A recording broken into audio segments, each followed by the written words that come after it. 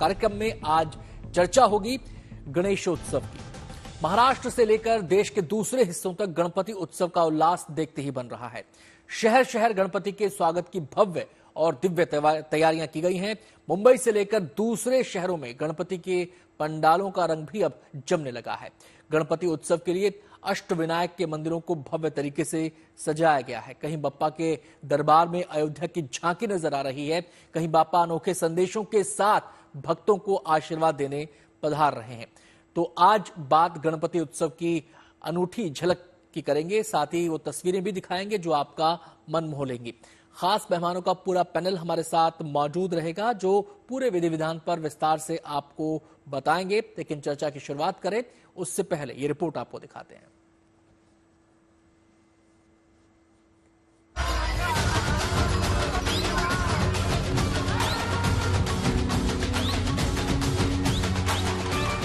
जितने रूप उतने नाम और उतना ही समृद्ध विनायक का संसार। गणपति सनातन परंपरा में प्रथम पूज्य माने जाते हैं। मंगल मूर्ति की आज्ञा से ही मंगल कार्यों का शुभारंभ होता है। गणपति यश के देव हैं, गणपति विघ्नहर्ता हैं, गणपति बुद्धि विवेक के दाता हैं और इसलिए घर घर में गणपति के आगमन का उल्लास देखते ही बन रहा है। गणपति उत्सव की धूम वैसे तो पूरे देश में है, लेकिन महाराष्ट्र में गणपति उत्सव के उल्लास का रंग निराला ही है। बड़े बड़े पंडालों में बाप्पा विराज रहे हैं, घरों की चौखट मंगल मूर्ति के स्वागत से धन्य हो रही है। ऐसे में सवाल है, गणपति की प्रतिमा की स्थापना का विधान क्या हो? देखिए, अगर हम गणेश महोत्सव की बात कर रहे हैं, गणेश चतुर्थी की बात कर रहे हैं, तो भाद्रपद शुक्ल चतुर्थी को जब आप भगवान गणेश की स्थापना करेंगे तो प्रतिमा की स्थापना मध्य दोपहर को की जाएगी। एक लकड़ी के चौकी पर पीले वस्त्र बिछा करके भगवान गणेश की मूर्ति को स्थापित करेंगे। उनके सामने एक कलश स्थापित करेंगे, एक दीपक घी का जलाएंगे जो अखंड रूप से जलता रहेगा। और अगर आप गणेश महोत्सव में गणपति की प्रतिमा की स्थापना करते हैं तो जब तक उनकी मूर्ति का विसर्जन नहीं हो जाता तब तक सुबह शाम दोनों वेला पूजा करेंगे और जो दीपक आपने जलाया था वो अखंड रूप से उनकी प्रतिमा के विसर्जन तक जलता रहेगा। मुंबई में बड़े बड़े पंडालों में जहां एक तरफ बाप्पा का स्वागत हो रहा है तो वहीं घरों में पधार रहे गजानन का सत्कार भी देखते ही बन रहा है।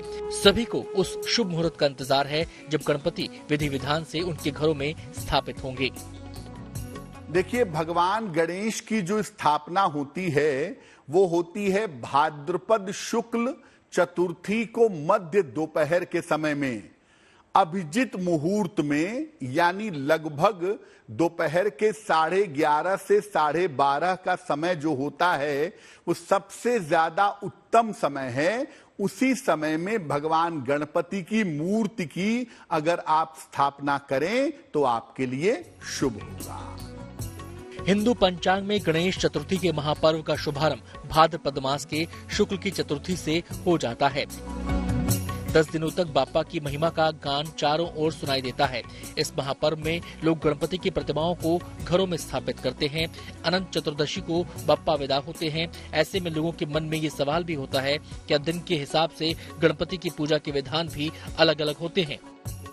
ये दिन के हिसाब से गणपति की पूजा का अलग अलग विधान सामान्यतः नहीं है। भाद्रपद शुक्ल चतुर्थी की जो चतुर्थी होती है उसको मुख्य गणेश चतुर्थी मानते हैं और इसके अलावा हर महीने में भी एक बार मासिक गणेश चतुर्थी भी आती है। तो जो मासिक गणेश चतुर्थी आती है उसमें गणपति के अलग अलग स्वरूपों की अलग अलग तरीके से पूजा होती है। वो विधान अवश्य है, लेकिन दिनों के हिसाब से गणपति की पूजा का अलग अलग विधान नहीं है। गणपति उत्सव केवल आध्यात्मिक और धार्मिक परंपराओं तक सीमित नहीं है। ये पर्व संदेशों की ऐसी झांकी भी है जिसकी झलक पूरे 10 दिन तक नजर आती है। देखिए, गणपति उत्सव का जो संदेश है वो दो है। पहला संदेश ये है कि सभी लोगों के अंदर एकता स्थापित हो, सभी लोग एक साथ मिलकर के प्रेम भाव से, जाति पाति के बंधन से मुक्त होकर के एक साथ आध्यात्मिक रास्ते पे चल सकें। और दूसरी बात जो केवल हिंदुओं में है वो बड़ी अनूठी है कि जिस प्रतिमा की हम स्थापना करते हैं, जिस प्रतिमा के माध्यम से हम ईश्वर की उपलब्धि का प्रयास करते हैं, अपनी मनोवृत्ति सिद्ध हो जाने के बाद उस प्रतिमा का विसर्जन कर देते हैं। यानी जो हिंदू मैथोलॉजी है वो ये कहती है कि आपको प्रतिमा तक रुके नहीं रहना है, आपको प्रतिमा के आगे बढ़कर भी ईश्वर की उपलब्धि प्राप्त करनी है। गणेश उत्सव आज देश का ऐसा अखिल भारतीय पर्व है जिसे जनमानस का पर्व भी कहा जाता है। ये पर्व तमाम परंपराओं से परे खुद में एक परंपरा बन चुका है। ये पर्व तमाम सांस्कृतिक सीमाओं से परे खुद में एक संस्कृति बन चुका है। ये पर्व जितना पावन महाराष्ट्र के लिए है, इस पर्व की उतनी ही अलौकिक छटा कर्नाटक और बाकी राज्यों में भी नजर आती है। यही वजह है कि पूरा देश गणपति के स्वागत में जी जान से जुटा है। सांगली से स्वाति चिखलकर, बुल्ढाना से जका खान और बारामती से वसंत मोरे के साथ bureau report, good news today.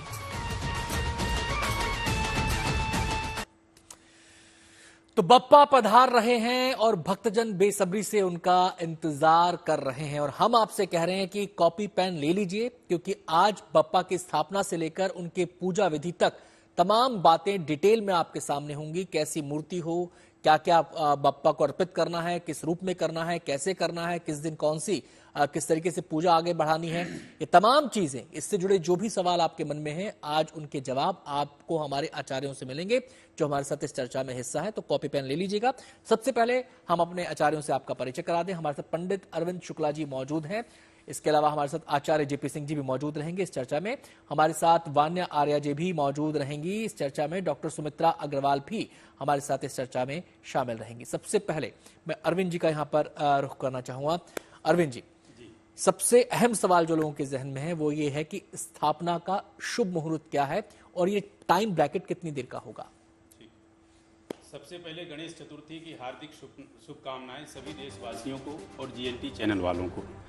जो कल गणेश चतुर्थी का मुहूर्त है वो मुहूर्त अपना 10:52 से लेकर के और 12:52 तक है, यानी मध्याह्न व्यापिनी चतुर्थी तिथि कल है और उदया तिथि भी है, इसलिए कल का विशेष महत्व है। हालांकि तिथि चतुर्थी आज भी लग चुकी है, लेकिन कल का महत्व इसलिए ज्यादा है कि कल उदया तिथि भी है और मध्याह्न व्यापिनी है, तो ये शुभ मुहूर्त है। शुभ मुहूर्त में गणपति आप लाएं, और गणपति को जब आप लाएं तो उसमें इस चीज का विशेष ध्यान दें कि मूर्ति जहां स्थापित करें उनका जो पीठ का भाग है वह भाग बिल्कुल दीवार से सटा हुआ हो, क्योंकि पीठ में उनके दरिद्रता का वास होता है। और सूंड का ध्यान दें, गणपति जी की जो सूंड है, बाईं सूंड की तरफ चंद्रमा का वास होता है और दाईं सूंड की तरफ जो है सूर्य का वास होता है। तो अब सूर्य और चंद्रमा में क्या अंतर है? जो दाईं तरफ सूंड होती है गणपति जी की, उसकी पूजा खासकर मंदिरों में होती है, क्योंकि उसको उग्र स्वरूप में कहा गया है। और बाईं तरफ जो सूंड होती है गणपति जी की, उसमें चंद्रमा का वास होता है, इसलिए उस सूंड के गणपति आप अपने घर में विराजमान करें। और खास बात दूर्वा के विषय में बता दूं कि दूर्वा की हालांकि एक कहानी है, लेकिन कहानी बड़ी हो जाएगी, लेकिन दूर्वा निश्चित रूप से चढ़ाइए, क्योंकि कहा गया है कि कांडात कांडात प्ररोहंती परुखः परुकस्परी एवा नो दुर्बे प्रतानु शास्त्रेण सतेन चा। दूर्वा के चढ़ाने से वंश की वृद्धि होती है, और साथ ही साथ जिस प्रकार से दूर्वा हरी भरी होती है उसी प्रकार व्यक्ति का जीवन हरा भरा रहता है। और कहते हैं कि एक दंतर रक्तगंधानुलिप्तांगम रक्त पुष्पै सुपूजितम। रक्त कलर का उनका जो है तो पुष्प होना चाहिए, रक्त कलर की उनकी पोशाक होनी चाहिए, और लाल कलर की उनकी जो है तस्वीर होनी चाहिए। यह लिखित है कि रक्तदंतम चतुर्हस्तम पाशवं कुशधारणम रदंच वरदम हस्ते विभ्राणा मूषकध्वजम। तो इस तरह से मूषक सहित उस गणेश की तस्वीर में विराजमान हो, मूषक भी हो। और ऐसे गणपति यदि आप अपने घर में विराजमान लाते हैं तो कहते हैं कि वो विघ्न हरता है, विघ्नेश्वर हैं, मंगल मूर्ति हैं, आपके जीवन को सफल कर देंगे। मैं आचार्य जेपी सिंह जी का यहाँ पे रुख करूंगा। स्थापना का टाइम ब्रैकेट और मूर्ति से जुड़े जो प्रतिमा से जुड़ी बातें हैं वो उन्होंने बताई, ये भी बताया कि क्या क्या हमें अर्पित करना है। मेरा सवाल आपसे ये है, इसमें दिशा का कितना महत्व है, और जो स्थापना की पूजा है, उस स्थापना की पूजा के साथ ही हम मान लें कि जो गणपति की पहली पूजा है उसका प्रारंभ हो जाता है, या स्थापना की पूजा अलग होगी और उनकी जो बाकी जो सामान्य पूजा होगी स्थापना के बाद वो अलग होगी? सर्वप्रथम सभी दर्शकों को सादर प्रणाम और बहुत बहुत शुभकामनाएं गणेश चतुर्थी की। देखिए, बहुत महत्वपूर्ण प्रश्न है कि स्थापना के साथ ही आपकी मनोकामना पूर्ति शुरू हो जाएगी। अब महत्वपूर्ण बात है कि उत्तर दिशा में गणपति का वास है, तो उत्तर दिशा की तरफ आप मुख करके बैठें और गणपति को सम्मुख रखें। और साथ में अगर आपकी कोई मनोकामना है तो बहुत आसान सा तरीका बताया चलता हूं कि आपको करना क्या है।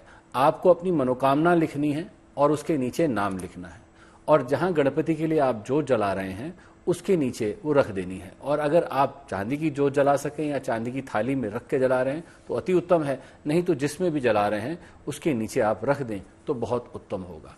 सबसे महत्वपूर्ण बात, गणपति की दिशा का ध्यान रखना है। और इस दिन खास तौर पे अगर आप व्रत रख रहे हैं तो बहुत अच्छी बात है, नहीं रख रहे हैं तो खास तौर पे परहेज करिए। अगर आप स्थापना नहीं भी कर रहे हैं गणेश चतुर्थी के दिन, गणपति का सिर्फ पूजन कर रहे हैं मंदिर में जाकर, तो गलती से भी मांस मदिरा का सेवन ना करिए, तामसिक भोजन ना लीजिए।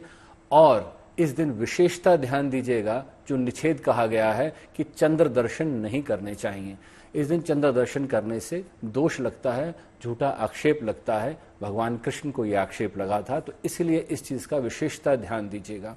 जैसे दिशा का महत्व मैंने आपको बता दिया, इसी तरह से अगर मंत्रों का ध्यान देंगे तो बहुत उत्तम होगा। और यहाँ पर सबसे महत्वपूर्ण वैसे, जैसे शैलेंद्र जी ने पहले ही बता दिया, बहुत उत्तम बात उन्होंने कही कि हम यहाँ विसर्जन कर देते हैं। तो कई लोग 1.5 दिन के लिए रखते हैं, कोई 2 दिन के लिए रखता है। आपकी अपनी मान्यता के आधार पर आप स्थापित कर रहे हैं और उसके बाद आप उसका विसर्जन कर रहे हैं जी। पर विशेषतः श्रृंगार करके पूर्णतः उनको भोग देके प्रतिदिन आपने प्रतिमा का भोग देना है, आरती करनी है और उसके बाद आपने विसर्जन करना है। मैं वान्य जी का यहाँ पे रुख करूंगा। वान्य जी, स्थापना की हमने बात की, पूजा की हमने बात की, मंत्रों पर भी हम धीरे धीरे आएंगे, लेकिन सबसे पहले जब गणपति को लाया जाता है तो उनके लिए एक विशेष स्थान, विशेष उनका आसन भी एक बनाया जाता है। तो उस आसन के बारे में भी कोई विधि विधान है, आसन से जुड़ा भी कोई नियम है, या फिर हम अपनी श्रद्धा अनुसार उस आसन को वहां पर स्थापित कर सकते हैं, या फिर आसन के लिए भी कोई पर्टिकुलर रंग, उसके ऊपर बिछाने वाला कपड़ा कोई पर्टिकुलर कपड़ा होना चाहिए, इससे भी जुड़ा कोई विधि विधान है क्या? सबसे पहले जीएनटी के माध्यम से आप सभी को गणेश चतुर्थी की हार्दिक शुभकामनाएं। आनंद जी ने बहुत ही सुंदर प्रश्न पूछा। वैसे तो रिस्पेक्टिव पैनलिस्ट ने सारे मेजर पॉइंट्स कवर करे, लेकिन अगर आप पूजा की बात करते हैं, अगर आप विधि विधान की बात करते हैं, तो जब भी आप गणेश जी की स्थापना करेंगे, जब भी वो आपके घर में आते हैं, तो उस टाइम पर वो एक लाल कपड़े से ढके हों। इसके बाद जो है, जब आप उनकी स्थापना करेंगे तो वहां पर सबसे पहले आप स्नान करें, आप साफ सुंदर वस्त्र पहने। इसके बाद जो है, जब आप उनकी स्थापना करेंगे, एक चौकी ले, उसके बाद चौकी पर आप एक लाल कपड़ा बिछाएं। अगर आपके पास लाल कपड़ा अवेलेबल नहीं है तो आप वहां पर पीला कपड़ा भी बिछा सकते हैं। इसके बाद आप चौकी पर गणेश जी की स्थापना करेंगे। बहुत ही प्यार से स्थापना करनी है। जैसे जब भी हमारे घर में कोई मेहमान आता है, कोई नया गेस्ट आता है, तो उसका वेलकम हम कैसे करते हैं, तो आपके भाव जो होते हैं यहाँ पर बहुत ज्यादा महत्वपूर्ण होते हैं। इसके बाद आप जो है गणेश जी की मूर्ति के साथ रिद्धि सिद्धि माता के भी साथ में स्थापना करें। इसके साथ कलश स्थापना भी बहुत ज्यादा इंपॉर्टेंट है। अगर आप जो है पीतल का या तांबे का लोटा लेते हैं तो बहुत अच्छा है, जो आप गणेश जी की मूर्ति के साथ रखेंगे। उसके अलावा इस पूजा में अक्षत का भी बहुत ज्यादा महत्व है। इसके अलावा जो गणेश जी की पूजा में कुछ चीजें ऐसी हैं जिनके बिना जो है पूजा जो है अधूरी है। कुछ खास भोग जो है वो बहुत ज्यादा इंपॉर्टेंट हैं, जैसे कि दूर्वा। और दूर्वा जो होता है बहुत ज्यादा गणेश जी को प्रिय है। और गणेश जी जो होते हैं हमारे जीवन में बुद्धि का कारक है, विवेक का कारक है। अगर आपके बच्चे पढ़ाई में भी प्रॉब्लम करते हैं तो आप उनसे भी ये चीज करा सकते हैं। मोदक गणेश जी को बहुत ज्यादा पसंद है। मेक श्योर कि आपकी पूजा में मोदक जरूर होने चाहिए, गेंदे के फूल जरूर होने चाहिए, शमी पत्र जरूर होना चाहिए। जो दूर्वा आप रख रहे हैं वो गंगा जल से जो है धुला होना चाहिए। अगर आपके एरिया में मोदक, आप इंडिया में हैं, इंडिया से बाहर हैं, तो आप मोदक की जगह आप लड्डू भी चढ़ा सकते हैं। आप घर पर अगर ये भोग बनाते हैं तो बहुत ही ज्यादा अच्छा है। उसके बाद जो है गणेश जी को 5 तरह के जो है फल आप उसमें रख सकते हैं, 5 नहीं है तो आप 2 रखिए। जी। पंचमेवे जो है वो आपको जो है जरूर रखने हैं पूजा में।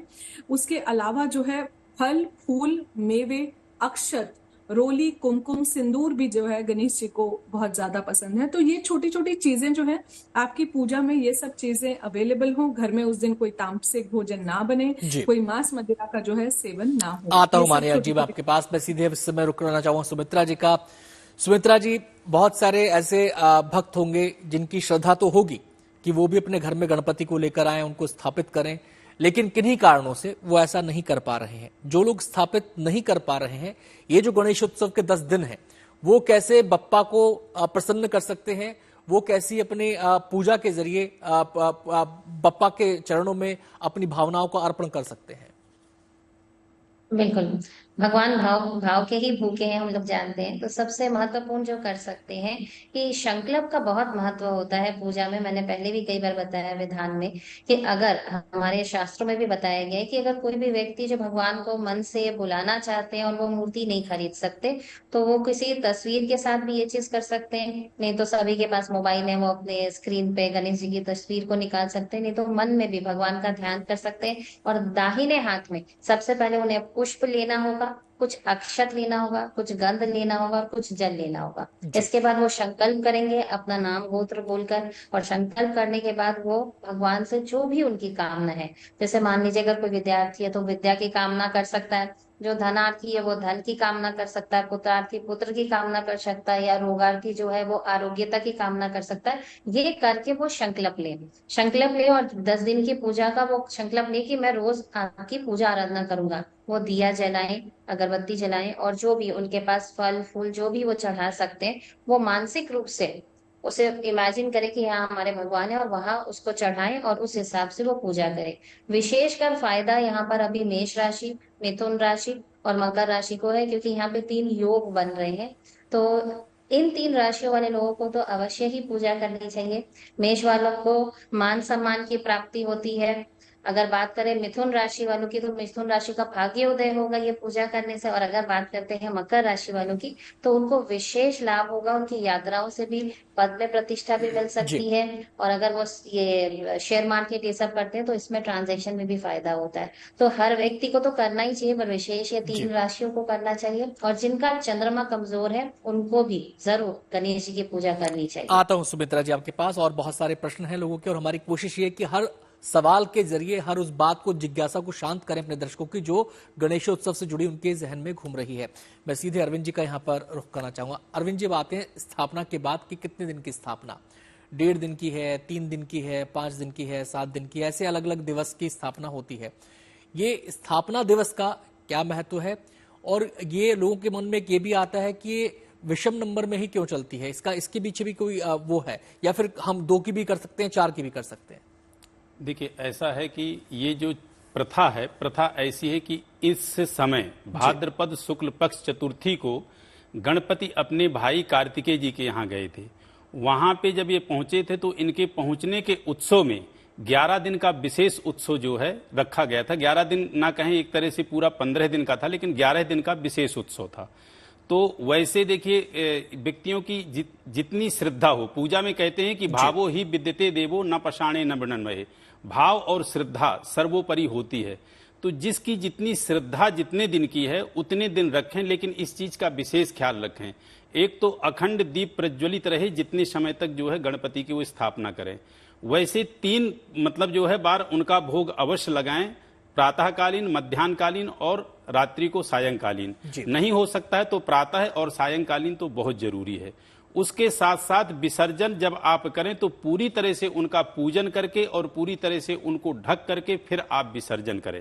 वैसे गणेश जी का विसर्जन कभी होता नहीं है, क्योंकि गणेश, कुबेर और लक्ष्मी इनका कभी विसर्जन नहीं होता है। ये सिर्फ विसर्जन का यहाँ पे इसलिए है कि वो जो गए थे तो एक तरह से गेस्ट के रूप में पहुंचे थे, उनका उनने 11 दिन बहुत धूमधाम से स्वागत किया, तो वही ये प्रथा परंपरा चली आ रही है। उसके साथ साथ गणेश जी के विषय में और मैं बता दूं कि गणेश को जो है विघ्नहर्ता कहा गया है। किसी भी पूजा, किसी भी पाठ में गजानन गणेश के बगैर कोई पूजा संपन्न नहीं हो सकती। उनको प्रथम पूज्य कहा गया है और उनका जो मंत्र है बहुत अच्छा, यदि मंत्र आप कहें तो उनका मंत्र है ओम नमो व्रातपतये नमो गणपतये नमः प्रमथपतये नमस्ते अस्तु लंबोदरायै कदंताय विघ्न विनाशिने शिवसुताय श्रीवर्ध मूर्तये नमो नमः, ये कहा गया। और उनके उसमें ये विशेष खास है कि यो मोदक सहस्त्रेण यजति, इस टाइम पे यदि कोई व्यक्ति किसी ब्राह्मण के सहारे से यदि अर्चन करा सकता है, दुर्वा के द्वारा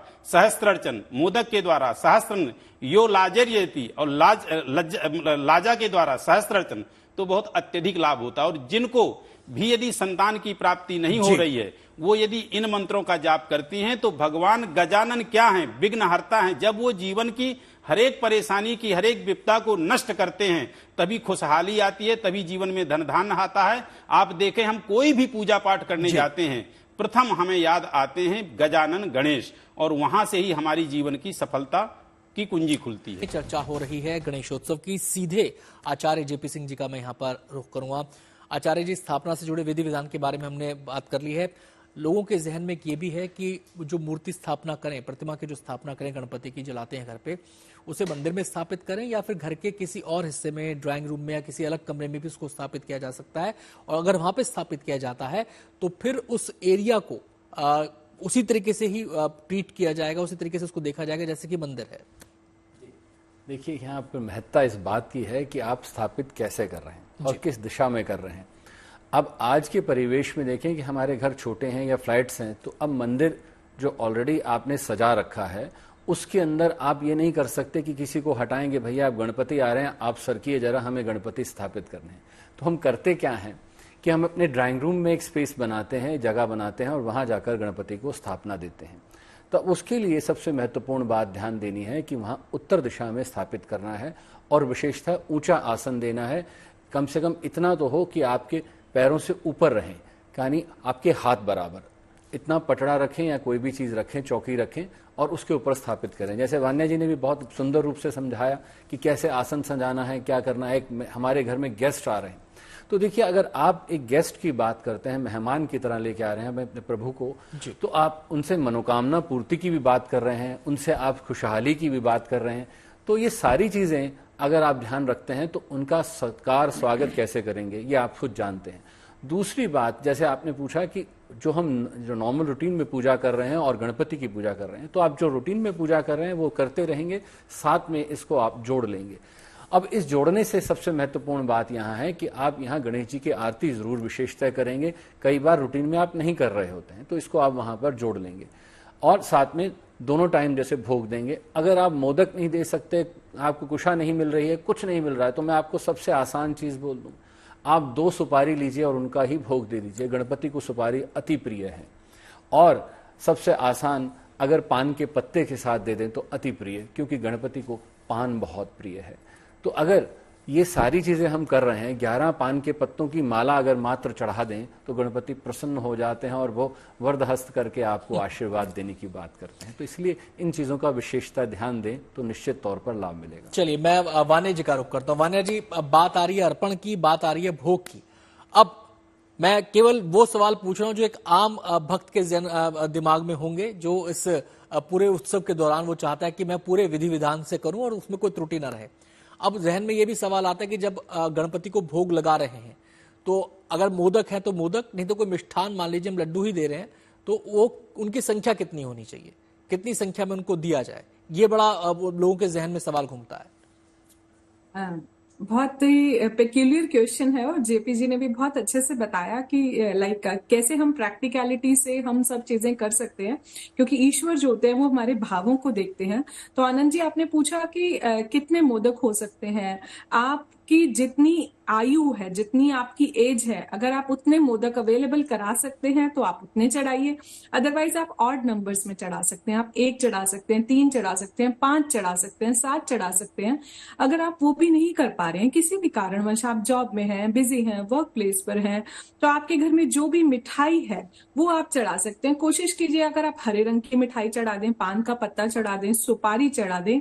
इसके अलावा अगर आप मिठाई भी नहीं कर पा रहे हैं तो आप थोड़ा सा चीनी का जो है भोग भी लगा सकते हैं। सिंपल ऑफ द सिंपलेस्ट जो है आप कर सकते हैं। इसके अलावा जो है आप 5 फल चढ़ा सकते हैं, 5 मेवे चढ़ा सकते हैं, और गणपति जी को जो है कोई भी आप लड्डू चढ़ा सकते हैं अगर आपके एरिया में, क्योंकि ऐसे भी कुछ एरियाज हैं जहां पर मोदक अवेलेबल नहीं होते हैं। जैसे कि महाराष्ट्र साइड बहुत ज्यादा अवेलेबिलिटी है, लेकिन नॉर्थ इंडिया साइड इतना ज्यादा कॉमन नहीं है, तो वहां पर आप लड्डू भी उन्हें चढ़ा सकते हैं। लेकिन आप जो भी चढ़ाएं वो ऑड नंबर्स में आप चढ़ा सकते हैं। अपने मन से, अपने भावों से चढ़ाएं, अपनी मनोकामनाएं जो भी आपके जीवन में है वो आप जरूर उनके आगे रखें, क्योंकि गणेश जी जो है विजडम का कारक है, right decisions at the right time, बुद्धि विवेक का कारक है। आजकल बहुत सारे जैसे बच्चों का भी कंसंट्रेशन नहीं लगता है, तो आप अपनी मनोकामनाएं उनके आगे जरूर रखें। जी, मैं सुमित्रा जी का यहाँ पे रुख करूंगा। सुमित्रा जी, अब पूजा का विधान है कि इसमें वो रेगुलर पूजा जितने दिन के गणपति आपने बिठाए हैं, सुबह शाम वो पूजा होनी चाहिए। अब सुबह की पूजा और शाम की पूजा, क्या ये दोनों का विधि विधान, इनकी जो प्रक्रिया है, नियम है, वो एक ही है या इसमें कुछ डिफरेंस होता है? जो पहले दिन आपने स्थापना की उसलिए तो उसकी विधि विधान थोड़ी अलग हो जाती है, क्योंकि आप कलश स्थापना कर रहे होते हैं, आप भगवान की स्थापना कर रहे होते हैं, उनका आवाहन कर रहे होते हैं। इसके बाद तो आवाहन हो चुकी, प्राण प्रतिष्ठा हो गई, इसके बाद आप जो पूजा कर रहे हैं वो सुबह शाम मेन होता है कि आपको आरती करना है और वहां पर जो आपके प्रसाद है, भोग है, वो चढ़ाना है। कुछ लोग भजन कीर्तन भी कर लेते हैं, कुछ थोड़े बड़े रूप में भी करते हैं। यहाँ ये बोलना चाहूंगी कि हम सब ये जानते कि शिव जी ने तो हनाहन पिया था, पर काफी लोग ये नहीं जानते कि गणेश जी ने भी ऐसा ही कुछ किया था। उन्होंने एक बार अनलासुर जो राक्षस था उसको उन्होंने निगल दिया, तो उनके पूरे अंदर जलन होने लग गया। तो जब जलन होने लगा तो ये इंद्र भगवान के कहने पर उन्हें ऐसा करना पड़ा, क्योंकि वो राक्षस सब देवताओं को खाने लग गया था। तो अब इंद्र भगवान ने बहुत सारी चेष्टाएं की, पर उनकी जलन शांत नहीं हो रहा था गणेश जी का। तो वापस शिव जी के पास जाया गया, तो उन्होंने बताया कि आप इनके लिए सबसे अच्छा रहेगा कि आप इनको गरिका चढ़ाएं, 21 गरिका के जो ट्विग्स होते हैं वो चढ़ाएं। तो यहीं से एक नियम चालू होती है कि जब आप पूजा करें तो कुछ अगर आप नहीं चढ़ा सकते हैं तो 21 तरीके के पत्ते जरूर आप चढ़ाएं। तो ये आप हर दिन सुबह जब आप पूजा कर रहे हैं तो 21 तरीके के पत्ते वहां चढ़ाएं। अगर आप 21 तरीके का पत्ता नहीं ला सकते तो कोई एक ही पत्ता आप 21 पीस वहां चढ़ाएं। वो आपसे अगर नहीं मिल पाता है तो आप 21 दुर्बा ही चढ़ाएं। तो सुबह की पूजा में तो आप दुर्बा चढ़ाते हैं, फूल चढ़ाते हैं, पर शाम की जब हम पूजा करते हैं तो हम सिर्फ आरती करते हैं और भगवान के जो कुछ भजन होते हैं वो गाते हैं, और प्रसाद दोनों समय ही जरूर चढ़ाएं। आता हूं सुमित्रा जी, मैं चलते चलते अरविंद जी का यहाँ पे रुख करूंगा। समय कम है अरविंद जी, क्योंकि अब 10 दिन का ये उत्सव रहने वाला है, तो उस उत्सव के दौरान लोग अब मंदिर में तो पूजा करेंगे जहां पे स्थापना हुई है, लेकिन जब लोग काम पे आ गए हैं तो उस दौरान वो अगर जप करना चाहें, गणपति को उनका जप करना चाहें, तो कोई बीज मंत्र अगर आप बता दें चलते चलते। जी जी जी, गणपति जी का बहुत ही छोटा मंत्र बताते हैं, ओम गंग गणपतये नमः। इस बीज मंत्र का जप करें। प्रातःकालीन गणेश जी की पूजा होगी, मध्याह्नकालीन आपका भोग प्रसाद लगेगा। प्रातः जो पूजा करें विधि विधान से पूजा करें, कर सकते हैं, नहीं कर सकते हैं तो पंचामृत के द्वारा उनका जरूर करें, जिसको पहले स्नान कराएं, फिर पंचामृत, फिर उनको जो है आप वस्त्र और यज्ञोपवीत आदि दे करके संध्याकालीन रात्रि की जब जो संध्या गोधूली वेला की टाइम आप गणेश जी की आरती करें और स्तुति हो सके तो इन मंत्रों से करें, जैसे मुदाकरत्तमोदकम सदा में मुक्त साधकम कलाधरम वसंतकम विलासी लोकरंचकम अनायकैकनायकम विनाशिते भदैत्यकम नता शुभासुनाशकम नमामि तम विनायकम। ऐसे कुछ मंत्रों के द्वारा आप स्तुति करें, प्रार्थना करें, निश्चित रूप से गणपति बप्पा आपकी मनोकामना पूर्ण करेंगे। हमारी भी यही मनोकामना है कि जो लोगों की मनोकामना है वो जो बप्पा से मांगते हैं वो उनको मिले। इसी शुभकामना के साथ कार्यक्रम का यहीं पर समापन करेंगे। एक छोटा सा ब्रेक लेंगे, लेकिन आपको कहीं नहीं जाना है, आप देखते रहिए गुड न्यूज टुडे।